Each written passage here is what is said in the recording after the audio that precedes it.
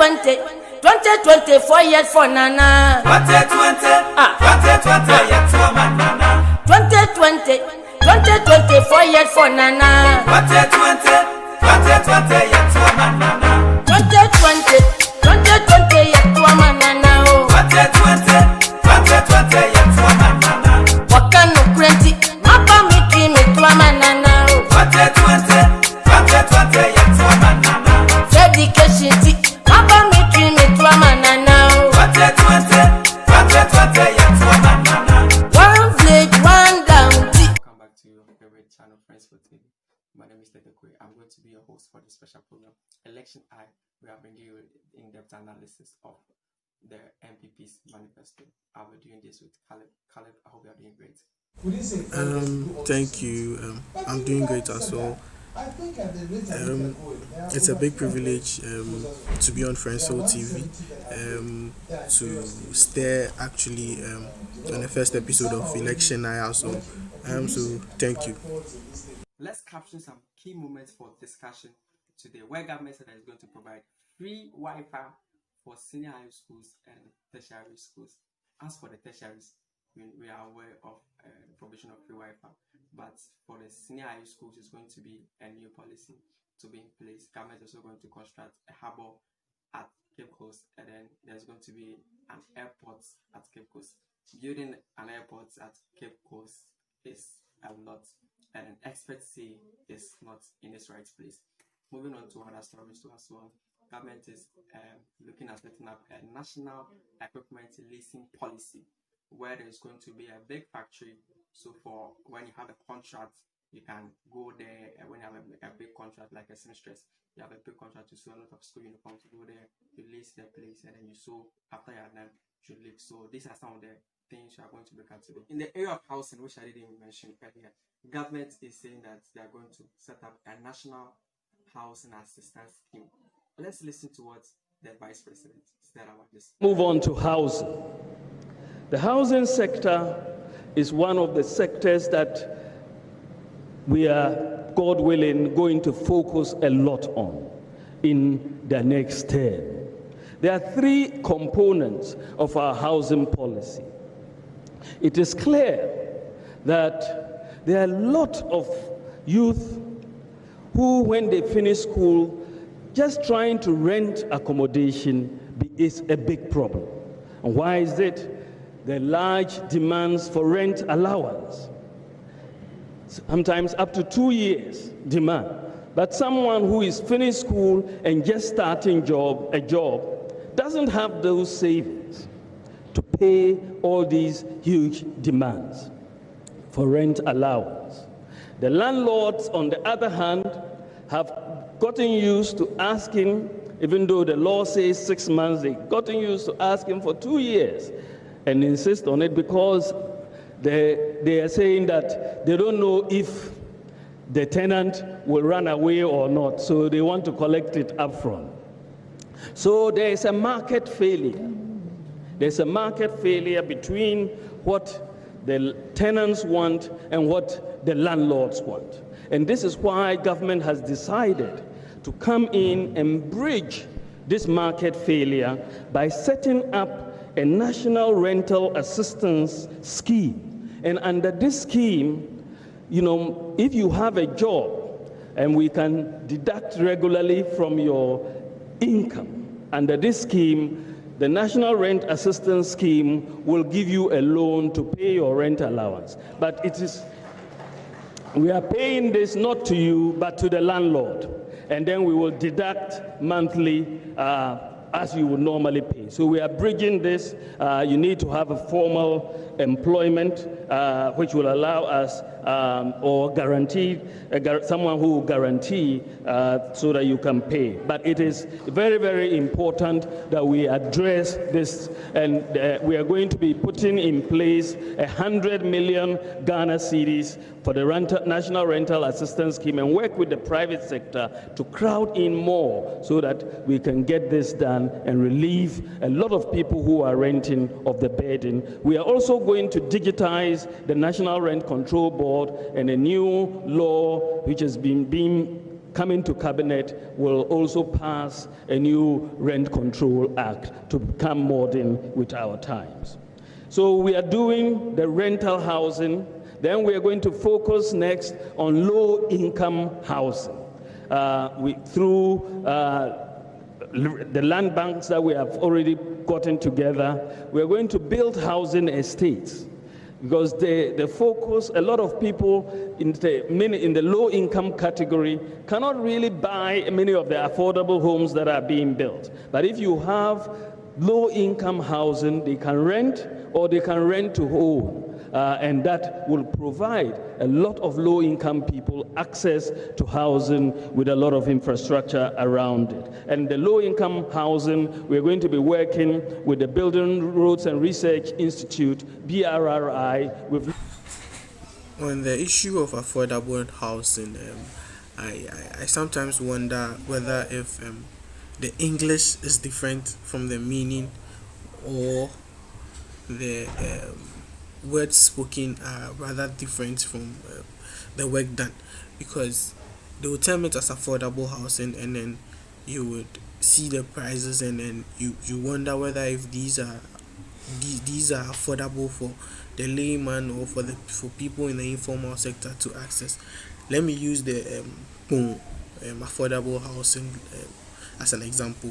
A studio apartment costs $8,000. A studio apartment is just like a room with let's say everything you need. $8,000. You and I know a market woman in Circle, a market woman in Kaneshi wouldn't be able to afford such an apartment. So then the talk of it being an affordable housing becomes a question. And projects being abandoned in our country, in this part of our world, it's more of like a norm, where different governments come and then they ignore policies, or they ignore works that were ongoing.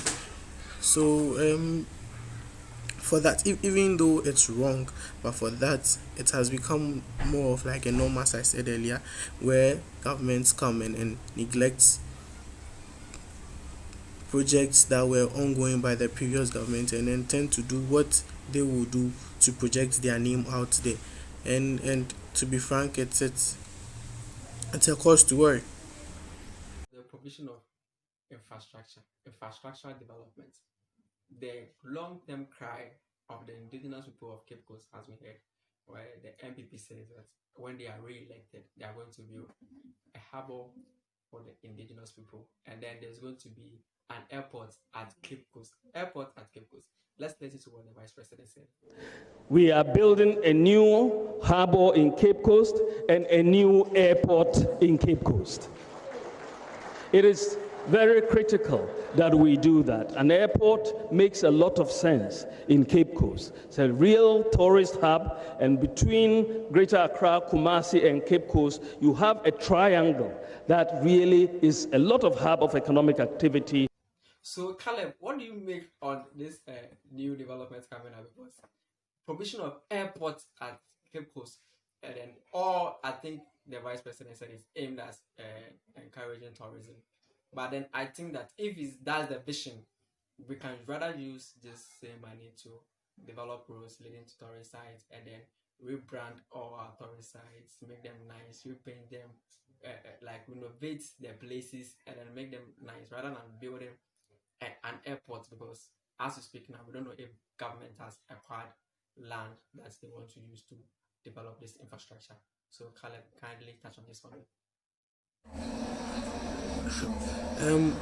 On the issue of the airport and the harbour in the central region, this actually should be good news for everybody in the central region, but there are sometimes things, promises made, and then we wonder, we ask, and we question why, how, what. Example, there are roads. Let me use the Accra Cape Coast road like this. It's a single carriage road, and there's lots of traffic on the road. Even some parts of the road are in bad shape. Why don't you use that money to develop that road, to construct the road, make it a dual carriage road, but rather construct an airport. It, it sounds a little deceptive to the fancies. This money could be put into renovating the tourist sites that we are claiming to promote, because these tourist sites are looking bad, like are very bad. They're in a bad state. Example is the Cape Coast Castle. The Cape Coast Castle is in a very bad state, a state in which someone wouldn't be attracted to visit. So why don't they use the money, as you said, to renovate the castles, to renovate the roads leading to Kakum, especially the road leading to Kakum National Park especially is very bad. The last time I checked that road, it was very, very bad. Why not use the money to construct those roads and promote tourism by land? After then we move forward by air, and even tourism on land, it helps people, it helps our local traders get some monies, because people who trek by cars purchase things on the road. This also promotes the foreign exchange of the country. So personally, I think the promise of constructing an airport in the central region isn't a necessity. And looking at the central region geographically, there's no space to actually or let me say land to actually acquire to construct an airport, provided to demolish the houses of people. Demolishing the houses of people will also bring hardships to the people there. So on my side, the promise of a new airport in the central region, Cape Coast to be precise, isn't really necessary at the moment. So there is a national equipment leasing policy also in the pipeline. Let us watch the details of it. Entrepreneurial area, which is in the establishment of entrepreneurial hubs for small businesses. We have a lot of small business people who have ideas, who can do so many things, but there is no capital to do it. You ask them to set up a factory, there is no money to set up the factory. So what you can do as government in the context of is to build these entrepreneurial hubs. Maybe it's a tailoring hub. You can build a fully equipped tailoring factory that is available. So if somebody has a contract to make uniforms, they'll come and rent space and produce those uniforms, pay and go, and somebody else can come. So you can put these different things in the various hubs in the country so that small businesses can rent, whether it's in uniforms making, whether it's in shoes, whether it's in shea butter processing. So you have these common user facilities without necessarily having to pay for each entrepreneur to set up these things. It will really help the small business area. Okay, so on the issue of the entrepreneurial hub, where the government is set to has promised to construct places where young entrepreneurs can go there to have their work done, to promote industrialization, and then to also promote their works in the country. In a way, it is relevant. In a way, it's not relevant. It is relevant in a sense that there are people who have the ability but don't have the capacity. There are people who when given the opportunity, can do something, can work, but since they don't have the opportunities, they are sitting idle. Let's take a seamstress in a neighborhood. She has a little container and then just one machine, so she's not able to accept contracts, like huge contracts. So it limits her work and then also limits her income as well. But when this entrepreneurial hub is introduced for her, and then there is a big workshop where she can go to sew, she can take huge sums of she can take huge contracts, get huge sums of monies, pay some to the government, and also pay some to people she would employ to help her, or like, yes. And then it's not good in a way that this hub that will be created, is it that when I come to rent, am I bringing my people to come and work with me, or are there people ready there to assist me? If I'm to bring my people, then what's the sense of having an entrepreneurial hub? If you are to give me people, are you going to pay the people monthly if there's no one bringing or no one renting the place? So like these are all instances that that we need to question, and then also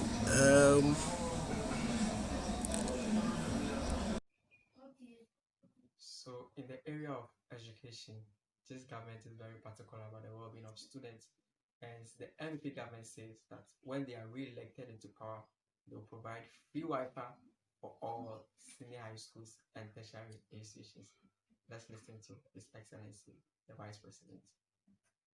Complete the provision of free Wi-Fi at all senior secondary schools and public tertiary institutions.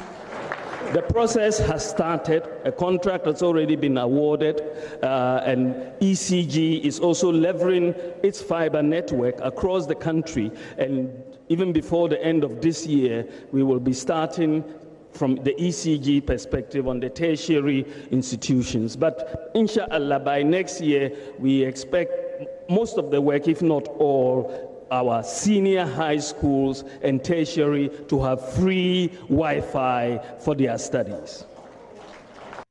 But then, Caleb, I don't know if this provision of free Wi-Fi is in the right place, because I believe that this same money that will be used to provide free Wi-Fi can be used for other developmental projects in schools. Because let's ask the person that how many of our schools have access to computer? How many of our schools have access to electricity? How many schools have teachers they can call this is our ICT teacher? So a lot of questions come in place in the provision of this Wi-Fi. And then we all know that for senior high schools, they are not allowed to use phones in school. So the provision of free Wi-Fi is definitely going to say that then you can bring phone to school because there's Wi-Fi. Come and browse for free. Or better still, we are saying that we are providing the Wi-Fi for the staff to use. And I believe that the provision of the Wi-Fi is rather in the interest of the students to have access to more information through their ICT labs. So if we have a failing system of ICT laboratories, how then would the provision of free Wi-Fi be beneficial to all students? For the tertiary institutions, Caleb, you and I know that the Wi-Fi is already there. So kindly touch on this for me. Okay, so on the issue of the free Wi-Fi to the universities and then to the senior high schools in the country, it is good in a way, and it's also bad in a way. It is good in a sense that we live in a country where the cost of data is very high. Even compare the communication service tax, that's the CST, that was dropped from 9% to 5% recently.